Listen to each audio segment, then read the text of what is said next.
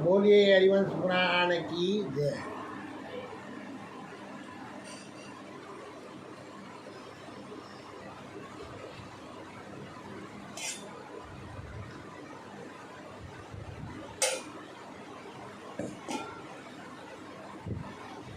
हरिवंश पुराण कथा विष्णु पर्व 86वां अध्याय जीवन निर्बंधता। 85वें अध्याय में बहुत विशेष कथा थी, जिससे इंसान की जो इच्छाएं वह इस कथा को सुनते ही उनका निवारण हो जाता है। तो इसलिए सभी भगवान की कथाओं को लाइक, कमेंट, शेयर, सब्सक्राइब करें। ये कथा भगवत कृपा से यूट्यूब पर भी पहुंच रही है और फेसबुक पर लाइव चल रही है। ये भगवान की कृपा है। भगवान कहते हैं किस रूप में अतिथि के रूप में बनकर भगवान आ जाते हैं। तो अपनी भगवत कृपा हुई तो भगवान इस YouTube चैनल और फेसबुक के द्वारा अपने कानों में पहुंचने का कष्ट कर रहे हैं। तो इनको आगे बढ़ाएं और अपने हाथों से निमित्त बने। धर्म के प्रति भगवान ने कहा है, तन मन धन से जैसी सेवा हो वैसी सेवा करो। आप सब हमारे हरि अनंत हरि कथा अनंत। अंधकासुर की उत्पत्ति और अनाचार उसके वध के लिए ऋषियों का विचार। नारद जी का मदार पुष्पों की माला धारण करके अंधक के यहाँ जाना और उसमें मंदार वन के महत्व बताना। जन्मजय ने कहा, मुनिवरों में उत्तम वेशपाई जी, षटपुर वध का ये रमणीय प्रसंग मैंने सुन लिया। अब पहले जिसकी चर्चा हुई थी उस अंधक वध का वृत्तांत मुझे बताए। ये षट चक्र का जन्म था जो भगवान ने कथा में बताया था।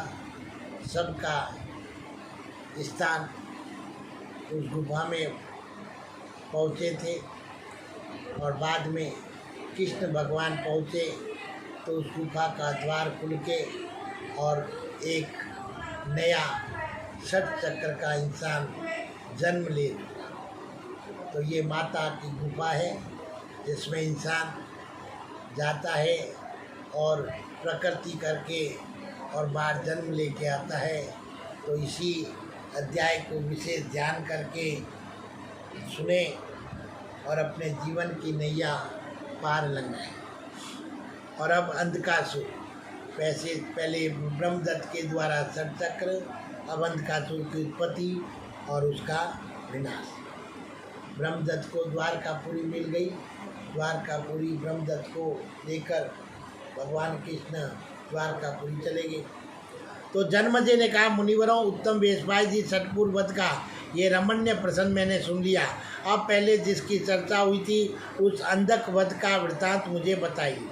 तो वक्तों में सेठ भानुमति के हरण का तथा उस पर अवसर पर किए गए निकुंभ वध का प्रसंग भी सुनाइए, क्योंकि वह सब सुनने के लिए मेरे मन में बड़ा कौतूहल है। तो वेशपाई जी बोले, राजन, पहले की बातें प्रभावशाली भगवान विष्णु के द्वारा जब सभी पुत्र मारे गए तब देवी दीति ने तपस्या के द्वारा मरीचित नंदन कश्यप जी की आराधना की। भरत नंदन उनकी समयोचित तपस्या, सेवा, अनुकूल वर्ताव तथा माधुर्य से तपोधन कश्यप जी बहुत संतुष्ट हुए और उनसे बोले, उत्तम व्रत का पालन करने वाली कल्याणी, मैं तुम पर बहुत संतुष्ट हूँ और तुम कोई वर मांगो। देखो, कश्यप ऋषि पति है और दीति और अदिति उनके हृदय में बैठी रहती। तो दीति तो कभी कभी भगवान की तपस्या करके स्वर्ग प्राप्त करती है, देवता पाती है, और अदिति तो हमेशा स्वर्ग में रहती है और देवता ही जन्म देती है। तो इसलिए हमेशा पति की सेवा ही प्रधान सेवा है, वही सब कुछ दे सकते हैं, बाकी जगत में कोई देने वाला नहीं है। पति नाराज तो फिर जगत में सभी नाराज। तो दीति बोली, भगवान धर्मात्मा में से देवताओं ने मेरी सभी पुत्रों को मार डाला, अतः मैं एक ऐसा अमित पराक्रमी पुत्र चाहती हूँ। पुत्र जब होता है तो उसके माता पिता जो चाहते हैं वैसा ही उनको प्रदान होता है ना। तो इसलिए दोषी माँ बाप है। तो इसलिए हमेशा जैसा सोचेंगे वैसा अपने को फल मिलेगा। तो जो देवता के लिए अवध्य है वो, तो केशव जी ने कहा, देवी दाक्षायणी कमल लोचने, तुम्हारा पुत्र देवताओं के लिए अवध्य होगा और इसमें कोई संशय नहीं है, किंतु देवादिदेव रुद्र को छोड़कर उनके सिवा दूसरा कोई देवता उसे नहीं मार सकता, क्योंकि उन पर मेरा प्रभुत्व नहीं चल सकता। अतः तुम्हारे पुत्र को सर्वथा उनसे अपने शरीर की रक्षा करनी चाहिए। ऐसा कहकर सत्यवादी कश्यप जी ने अपनी अंगुली से देवी दीति के उदर का स्पर्श किया और इससे उन्होंने एक पुत्र को जन्म दिया। कुरुनंदन, उसके 1000 भुजाएं, उतने ही मस्तक, 2 सहस्त्र नेत्र तथा उतने ही चरण। देखो ये महामारी है, वो अंधकासुर की तरह ही है और इस प्रकार अवतार लेकर आया है और जगह जगह अपना परलोक फैला रहा है। तो हरि अनंत, हरि कथा अनंता। भारत वे अंधा नहीं था तो भी अंधे के समान चलता था। अब अंधे के समान ये महामारी चल रही है, कब किसको लपेट में ले ले कोई पता नहीं। तो भरतनंदन मैं अवध्य हूँ ऐसा समझकर वह सब लोगों को सताने लगा और अपने बल के भरोसे वह सब जगह से सभी रत्नों को हर लाता था।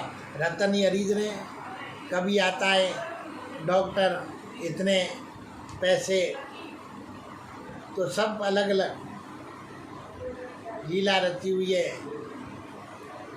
जितना उसमें समय बिताए उतना इस कथा कहने में बिताए तो अच्छा है, क्योंकि समय जा रहा है, कब पलटी खा जाए कोई भरोसा नहीं। तो जितना समय सुबह का भूला शाम को घर आ जाए तो उसको भूला नहीं कहते। तो इसलिए अपने इस कथा में चले और समझदार सब है, कथा सुनेंगे तो समझ में आ जाएगा, क्योंकि कथा नहीं सुनेंगे मैं और दूसरी भाषा करता रहूँगा तो उसमें कोई फायदा नहीं।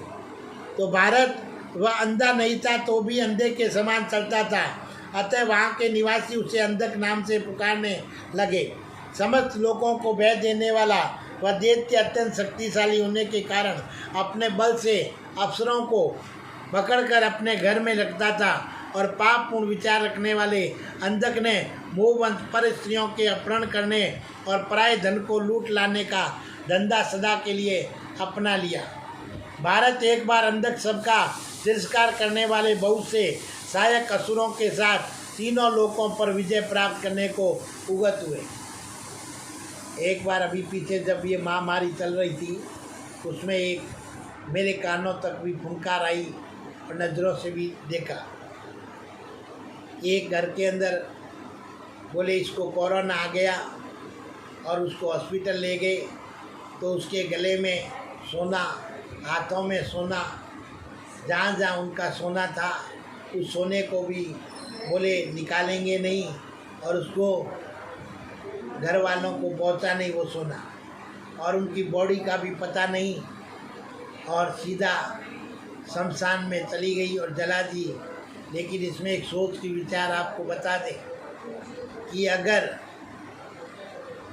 जो कवच धारण कर रहे हैं, बॉडी ले जाने वाले पूरे शरीर को ढक रहे हैं, तो एक सुरक्षा और करें, किसी के धन कमाया हुआ होता है तो वो धन उसके पास पहुंच जाए, उसमें कोई महामारी नहीं होती है।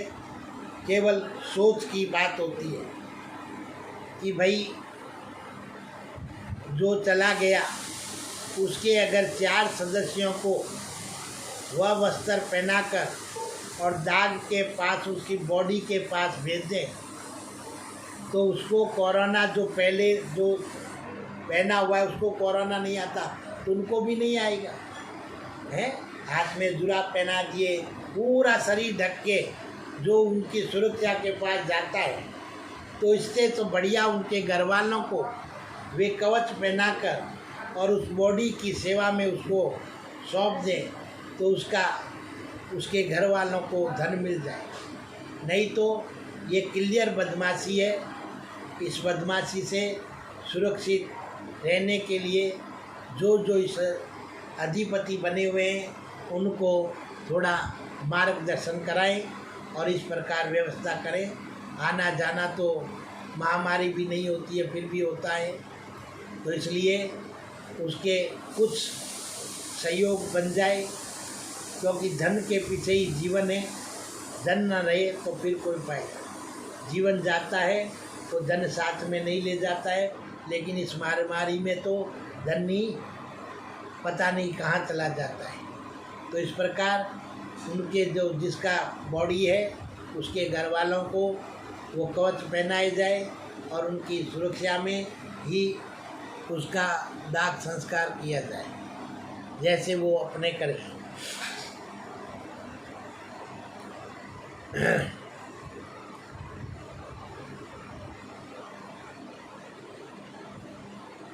तो पाकपूर्ण विचार रखने वाले अंधक ने मोहवंश पर स्त्रियों के अपहरण करने